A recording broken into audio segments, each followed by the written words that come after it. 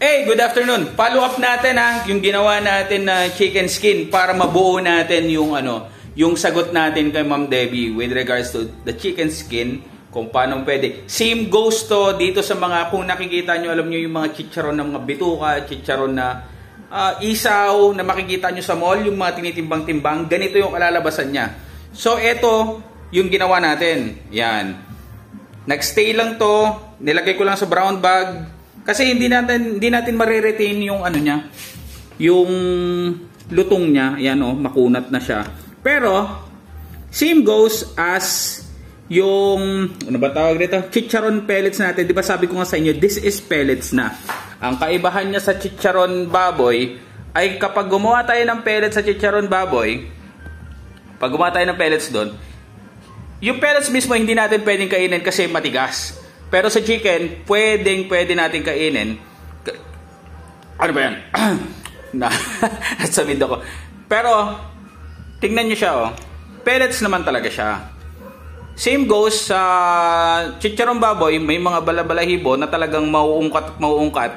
Kasi talagang mauhukay talaga siya Kahit tanggalin natin siya, pero once na maging pellets na siya, lumalabas siya. Lumalabas. Pero okay lang yan, walang problema yan. Hindi naman madumi yan Okay. So, ito yung pellets natin. Then, meron na tayo nakahandang pinapainit na mantika. Teka lang, baliktarin natin to. Okay yan. Ito. Pakita natin na mabuti yung mga, yan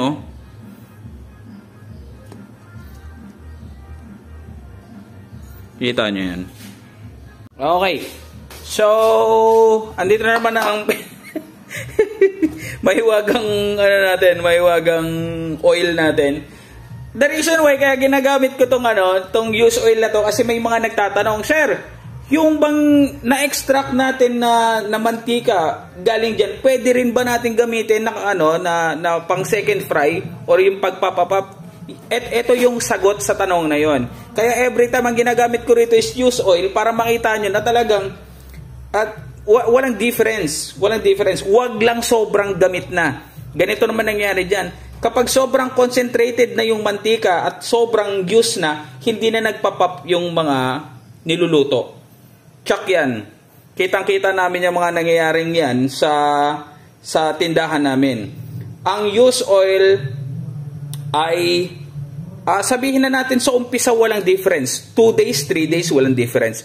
Pero pagdating mga 4 days to 5 days, talagang inabangan ko yan dinocument ko yan Makikita mo na yung pagbabago. Yung bagnet mo hindi na masyadong pumuputok. Pero once na isalang mo yung bagnet pellets mo or your chicharon pellets mo, pag sinalang mo sa bagong mantika, iba talaga yung itsura.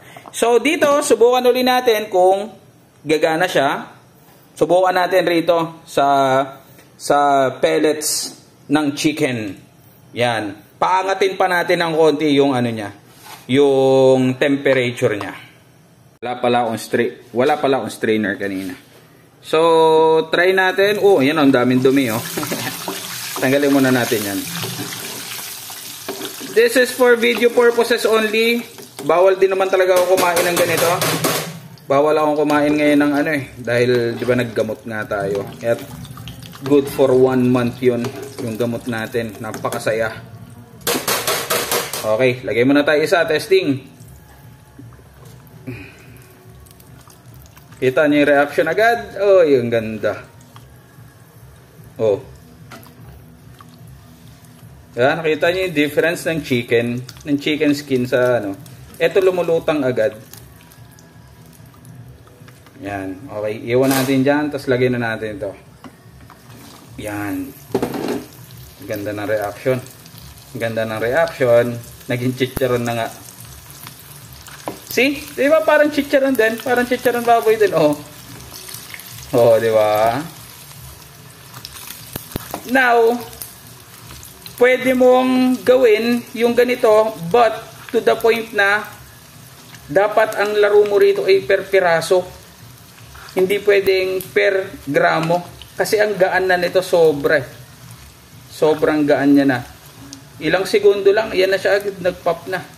So since luto na to at dehydrated, nakadepende na lang sa'yo kung hanggang ilang minuto mo siya isasalang. Pero for me, siguro at least mga 1 minute lang to. Or at least 30 seconds of high heat. Ayan na siya, oh. Ayan na siya. Look at that. Putok na putok. As in, chicharon talaga siya. Chicharon talaga. Diba?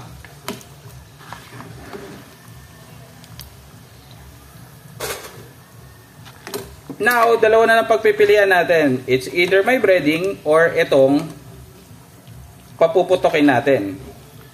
Pwede? Pwede. Kaso lang, kung pansarili natin gamit, mas masarap yung pellets lang.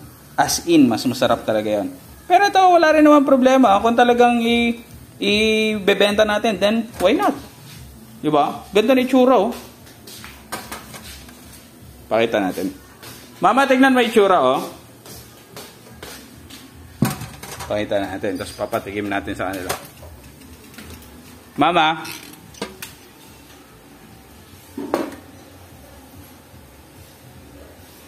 Diba? Ganda na yung tsura, oh.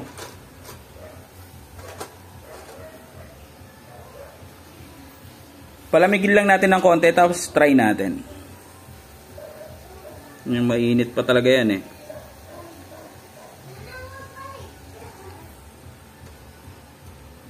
Para sa akin mga ano lang to. 30 seconds or to 1 minute. Mabilis talaga masunog kasi ano mo na, dehydrated. So, mama, ang ganda, oh. Okay, palamigin lang natin, tikman natin. Okay, tikman natin. Ayan, oh.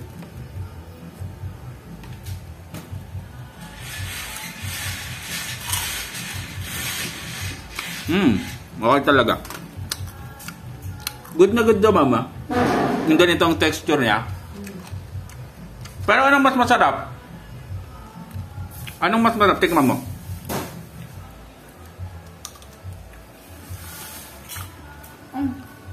Parang chicharon na talaga. Di ba isang beses lang ako gumawa nito dati, kaso lang nasunog, no? Mas na palagi ka. Ang sarap. Mararap.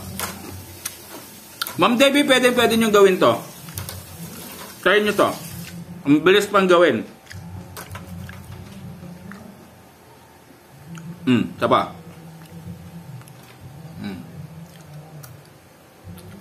Masarap, no? Nasiluan. Patingin mo. Ano lang, testingin nyo yung ganito. Oo nga pala, bawal nga pala ako. At nakarami ako. Sige na, babay na, babay. See you September, marami tayong i-upload. Okay? Kung may oras. lang. Sige, gagawa tayo ng oras para dyan. Okay, bye-bye.